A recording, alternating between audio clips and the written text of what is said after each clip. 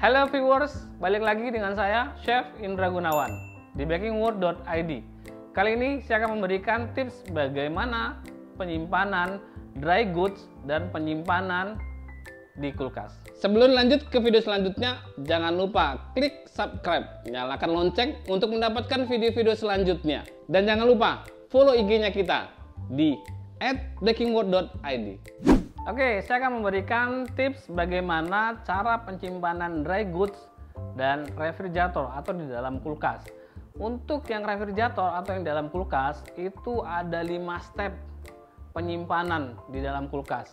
Kulkasnya harus di bawah 5 derajat Celcius karena kulkas itu suhu minimalnya atau maksimalnya itu antara 5 sampai 2 derajat Celcius.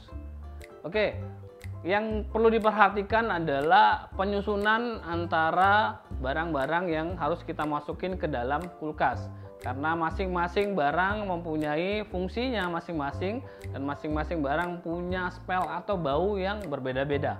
Biasanya barang yang harus kita simpan di paling atas adalah makanan yang ready to eat atau makanan yang kita siap saji makankan atau kita langsung makan seperti kue, seperti makanan yang kita sudah masak itu letaknya di bagian paling atas.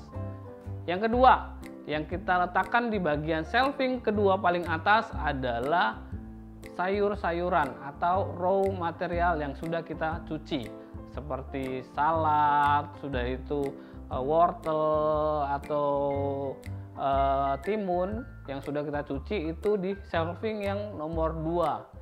Yang ketiga, shelving yang ketiga itu adalah kita letakkan telur, daging-daging yang utuh, daging-daging yang belum di ground meat.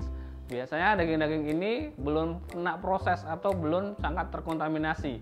Jadi diletakkannya di shelving nomor 3. Shelving nomor 4 yang kita letakkan adalah ground meat atau daging yang sudah proses. Daging giling, udah itu sosis, lalu leoner atau bisa salami juga itu letaknya adalah di bagian shelving yang nomor 4 karena daging ini sudah proses dan sudah terkena dengan bahan-bahan atau barang-barang yang memprosesnya. Jadi daging-daging ini cepat terkontaminasi. Yang kelima, shelving paling bawah. Shelving paling bawah ini yang kita masukkan adalah ayam. Ayam giling, ayam potong atau ayam utuh. Biasa kita letakkan di paling bawah karena ayam ini adalah salah satu bahan yang cepat sekali terkontaminasi dengan bakteri karena prosesnya cukup panjang. Lalu ayam ini juga mempunyai bau yang sangat menyengat. Jadi diletakkan di bagian bawah. Oke, dalam men-storage atau menyimpan barang-barang di dalam kulkas, tadi ada 5 yang saya beritahu, yaitu ready to eat, lalu vegetable atau sayuran, lalu daging utuh dan telur, lalu daging proses, lalu ayam. Itu yang harus diperhatikan. Lalu saya akan menjelaskan suhu-suhu untuk penyimpanan setiap bahan-bahan. Itu berbeda-beda. Oke, saya akan menjelaskan suhu-suhu penyimpanan setiap bahan-bahan, yaitu ada ikan itu suhunya yang dibutuhkan di bawah 5 derajat Celcius. Lalu ada daging itu juga dibutuhkan di bawah 5 derajat Celcius. Lalu ada shellfish atau kerang-kerangan itu dibutuhkan suhu di bawah 7 derajat Celcius. Lalu ada ayam itu di bawah 7 derajat Celcius. Lalu ada telur itu 7 derajat Celcius di bawah 7 derajat Celcius. Lalu ada dry goods.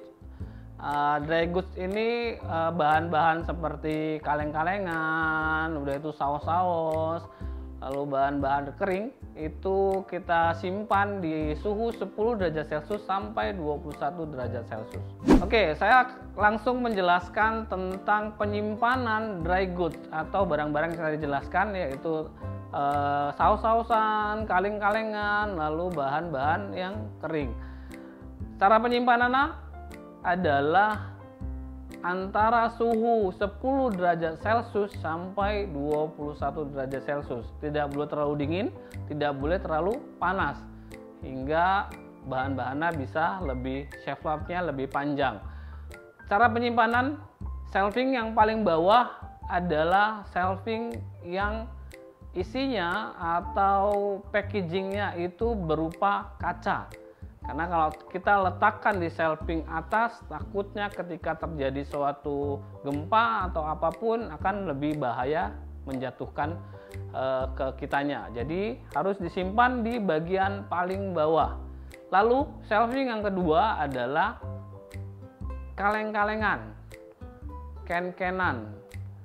Itu kita letakkan di shelving yang paling tengah, nomor 2. Lalu yang paling atas adalah box atau dry goods. Karena kenapa kita letakkan paling atas? Ketika terjadi kebanjiran atau ada sesuatu yang tergenang basah, dry goods-nya tidak rusak atau tidak basah karena diletakkan di shelving paling atas. Lalu jarak antara shelving dengan lantai itu minimal itu ada 15 cm. Sama antara kita simpan di kulkas sama di storage, itu jarak shelving atau rak dari lantai harus 15 cm. Nah, itu dia tadi cara men-storage dry goods dan cara men-storage kita di dalam kulkas. Pentingnya kita mengetahui bagaimana cara storage yang benar adalah untuk menjaga kualitas makanan yang kita punya atau bahan makanan itu tetap terjaga kualitasnya dan cita rasanya. Jadi tidak tercampur atau terkontaminasi dengan barang-barang yang lain. Bagi teman-teman yang ingin tahu tips-tips selanjutnya atau bagi teman-teman yang ingin bertanya tentang tips seputar memasak, boleh komen di kolom komentar. Dan bagi teman-teman yang sudah nonton video ini, jangan lupa like, komen, dan share.